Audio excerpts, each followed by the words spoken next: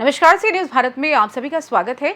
खबर जोधपुर से, जहां शहर को बम से उड़ाने का मेल प्राप्त होने पर जोधपुर पुलिस द्वारा त्वरित कार्रवाई करते हुए डिप्रेशन की शिकार एक महिला के विरुद्ध विधि सम्मत कार्रवाई की गई है। बता दें कि जोधपुर शहर को बम से उड़ाने की झूठी सूचना पुलिस नियंत्रण कक्ष पर जरिए टेलीफोन देने वाले व्यक्ति को दस्तयाब कर प्रकरण दर्ज कर विधि सम्मत कार्रवाई की गई है। पिछले 2 दिनों में हमें 2 होक्स मेल और एक कॉल, मतलब एक मेल और एक कॉल एक हमें प्राप्त हुआ, जिसमें जिसने भेजा उसके द्वारा ये बोला गया कि भाई जोधपुर में किसी जगह बम रखा है और वो कभी भी डेटोनेट हो सकता है।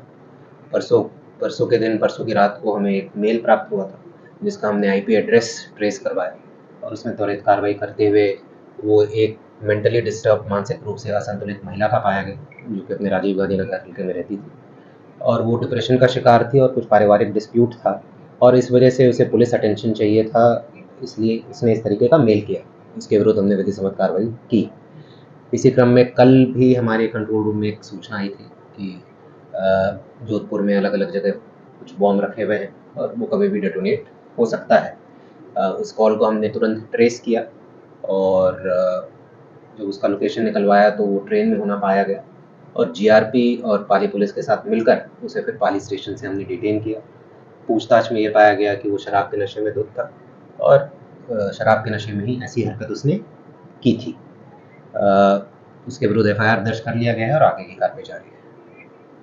सर, क्या कैटरिंग वाले था?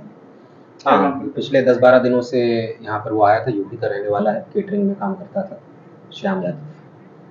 सर, ऐसे लोग जो है इनके लिए क्या मैसेज दें? बिल्कुल, ये मैं आपके माध्यम से सबको ये मैसेज देना चाहूँगा कि वर्तमान परिप्रेक्ष्य में जो माहौल है सुरक्षा की दृष्टि से कोई भी व्यक्ति इस तरीके का मेल कॉल ना करे जिससे माहौल बिगड़ने की संभावना रहे। साथ ही साथ आमजन से भी अपील है कि ऐसी अफवाहों पर भी ध्यान ना दें जब तक हमारी तरफ से आधिकारिक रूप से कोई किसी भी चीज़ की पुष्टि ना हो, तो ऐसी अफवाहों पर भी ध्यान ना दें।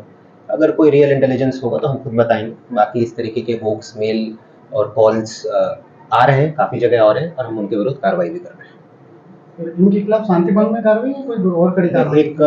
एक दूसरे वाले केस में जिसमें कंट्रोल रूम में कॉल आया था उसमें तो हमने प्रकरण दर्ज किया है और उसमें हम गिरफ्तार किया हमने उसे।